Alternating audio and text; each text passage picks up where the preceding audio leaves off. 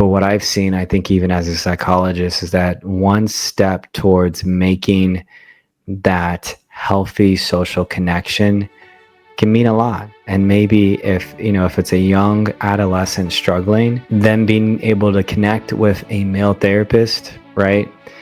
Them having an older brother that they can look up to, them having a male coach on some type of sports team that represents to them a version of some sort of healthy masculinity, whether that involves being a man of integrity or honesty, whether it involves being a man that is hardworking, that is loving, that is protective, right? The healthy mentorship that could be provided from other men is, I believe, a step in the right direction.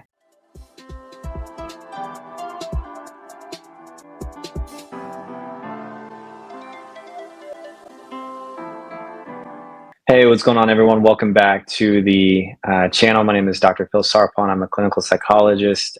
This channel is dedicated to all things psychology, wellness, and graduate school. Today, we are doing another sort of reflection video on, I think, a topic that has been rising for a little bit of time, at least a few years or so. You have a lot of people like the Diary of a CEO and Trevor Noah who have talked about the sort of the epidemic of loneliness and isolation, specifically with men. Scott Galloway is another prevalent voice in this topic, and wanted to do a little bit of a reflection from just a psychological perspective and reflection on, where things are at with men. And I'm actually going to show a clip that I think is really important. I think you're both right. 1 in 6 men 3 years post-divorce have no contact with their children. Wow. Some of that is male abandonment. Some of it is just a total lack of character. You don't hear a lot about female abandonment because it just doesn't happen that much. At the same time, family court is also, you would argue, biased against men. Sometimes it literally impoverishes them. Sometimes also the reality is in divorce, there's a lot of emotion, and my parents weaponized it and tried to convince me to hate the other. And you're just more inclined to believe the person you're living with, that the other person is bad. Mm-hmm. So I think that we need to change society and say, okay, regardless of how you feel about each other, you need to be supportive of each other for the kids' sake post-divorce. It's a nuanced argument with a lot of factors, but in general, there needs to be a zeitgeist in our society that the moment a boy loses a male role model, the community has to rally around that kid, the mother, the brothers, the uncles, and the men, to say we have to get men involved in his life. Yeah. And that's not happening. It's not, these, think about it, after school programs, not as many coaches anymore, right? Yeah. They're not going into work. My first job was at Morgan Stanley. I got a lot of male mentorship. I was in a fraternity. I remember my quote unquote big brother in the fraternity sitting me down my freshman year and saying, you need to stop getting high every night. And I needed a 22-year-old male that I could kind of look up to. I didn't have a lot of male involvement in my life to tell me that.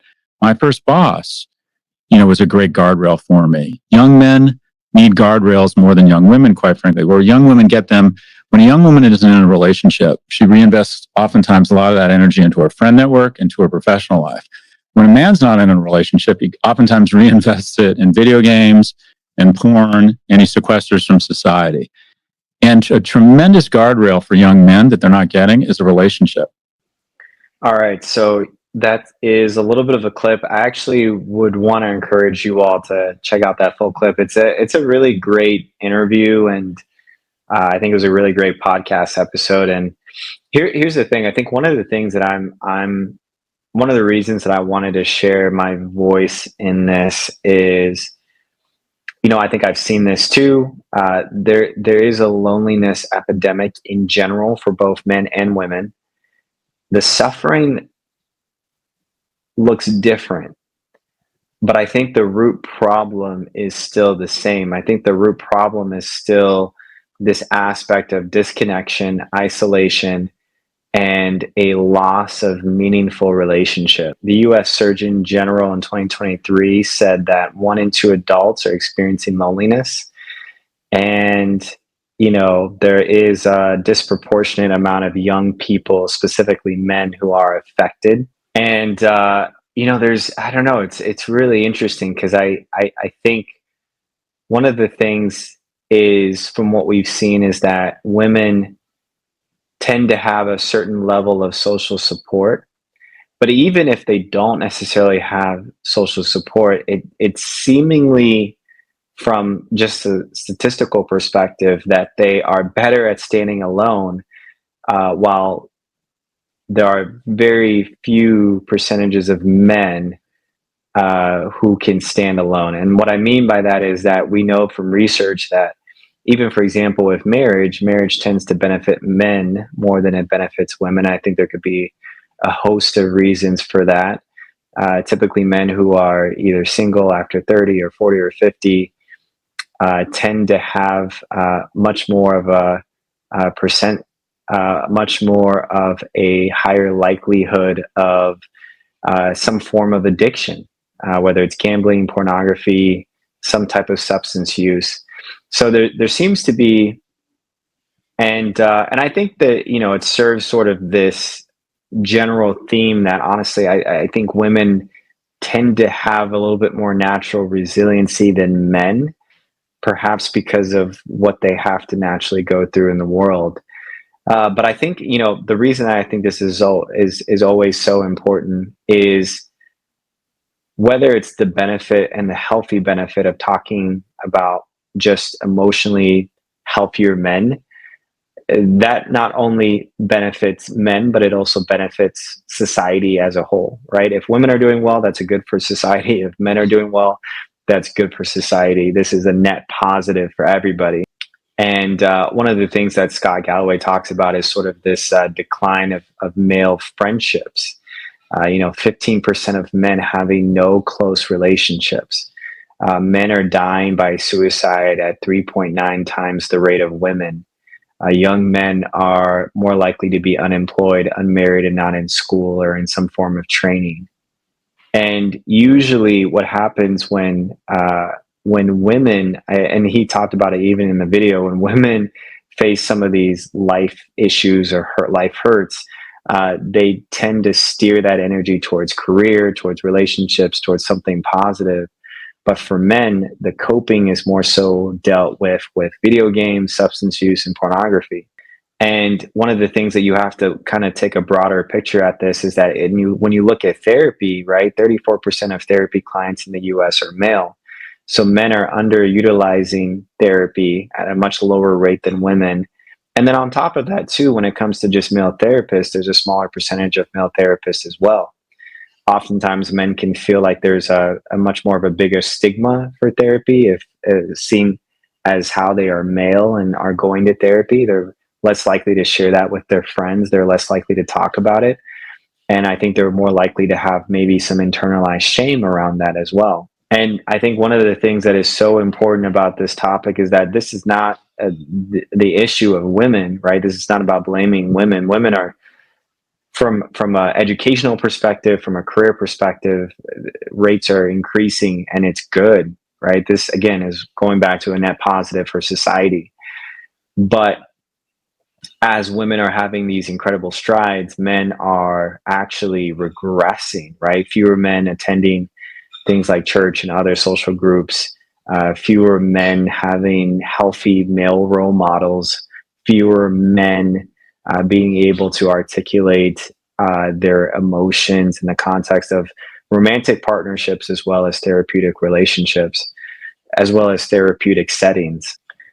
I think media also doesn't help this situation at all. When you have TV shows and movies, magazines, social media depicting men as incompetent, emotionally flat, whereas and then you steer towards the women who are juggling careers and kids. And again, these are true things, right? But it also kind of reinforces that negative stereotype that men can't do anything and men are incompetent and men honestly shouldn't even try, right, to have some type of effort or pursuit of either healthy partnerships or healthy fatherhood, or even just healthy levels of emotional connection. And I don't blame women, because one of the things that's happening is that obviously a lot of women are raising children alone because there's a lack of finding good men, right? Men who are kind, and men who can either provide or who are co-managers in the partnership. And I think, I think the core of a lot of this goes back to loneliness and isolation. And if it's not to healthy social relationships, then it is most likely going to be some type of substance use, gambling, or addiction. Addiction rates for men as it relates to alcohol, cannabis, heroin, cocaine, video games, gambling, and porn is at a much higher rate than it is for women. And I think the need, like I said, the need for both men and women is the same, in that there's the same level of disconnection. But for men, the way that they are relating their disconnection to numbing with some type of substance or some type of activity is, I think, really telling about the core feeling of isolation that they have. Mind numbing activities for the person to kind of lose themselves in as it relates to who they are, the shame that they probably feel. And I think the real wound that we know is that it's a deeper loss of identity, of dignity, of purpose, and also of connection, right, to other men. Like, I think for men, it's kind of like there's this question of like, do your friends know your highs and lows? Do your friends hold you accountable? Do your friends sharpen you and support you? Can you have emotionally intelligent conversations with other people, other men, right? Are there male mentors? Are there safe spaces for emotional honesty? There's been these waves of things happening in social media that have been really cool. Like there's several groups that have started throughout the country of fatherhoods, finding some sense of community, and meeting together and connecting as fathers. I think it's really beautiful because it shows you that there are men who are trying, right? They are attempting to form this deeper level of connection that goes further beyond talking about sports or talking about the game or just the shallow aspects of career. It's so much more than that. And I think with the rising trend of more men going into therapy, not just seeing a therapist, but also but also men who are wanting to become therapists. I think there's a really good, healthy trend in that direction. Oftentimes, what I've taught to patients with is, at the end of the day, the core of the addiction is disconnection. So if someone is struggling with drinking and alcohol, you have to steer towards a group, right? So if someone's struggling with alcohol, for example, something like an AA group, right, a 12-step program could be beneficial. There's also outpatient programs that deal with alcohol, substance use, right? There's individual therapy sessions, right? And then there's also happening within the context of the outpatient groups, as well as even with AA, is that the programs themselves are not doing the healing.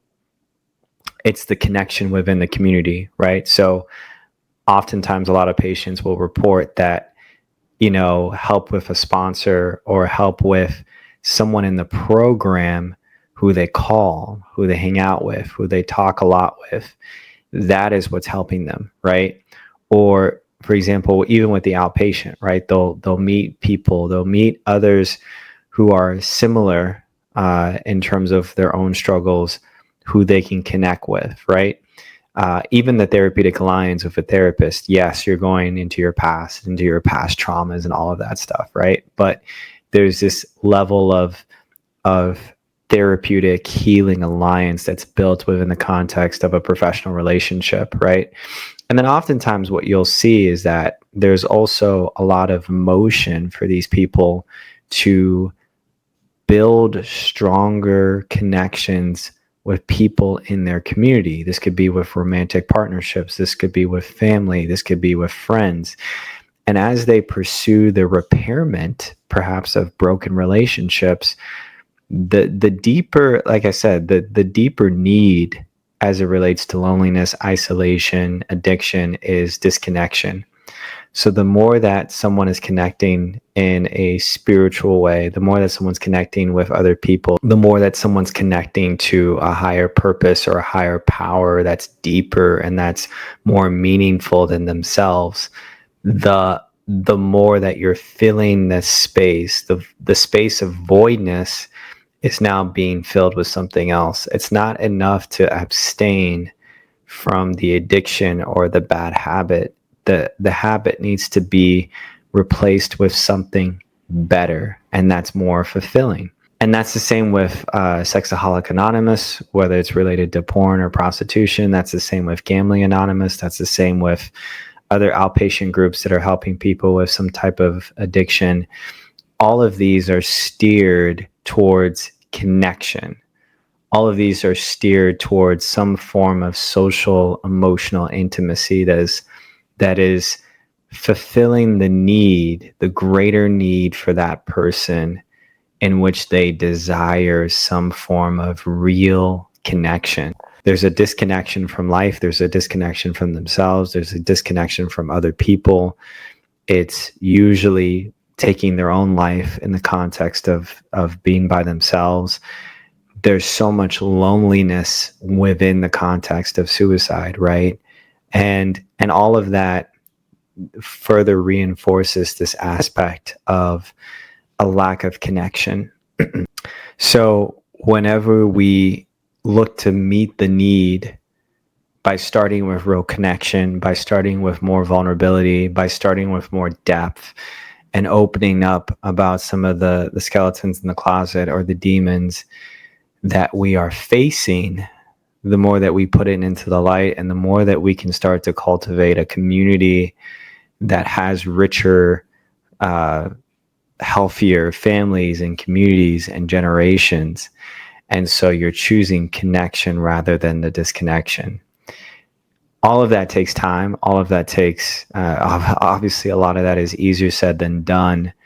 But that is sort of the growth element of what we're, I think, even as therapists or psychologists, what we're trying to do with patients in navigating and steering towards connection rather than disconnection in that sense.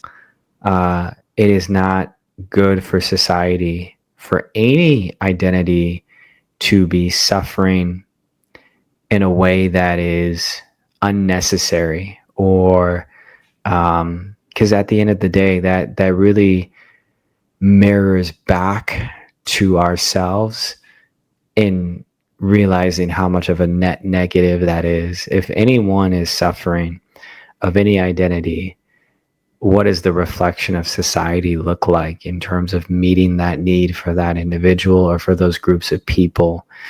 And the more human we are, the more that we care, right? The more that we care and the more that we empathize, the more human we are. The more that we humanize ourselves rather than dehumanizing each other. And so love to hear your thoughts. Put it down in the comment section below, and I will see you all in the next video.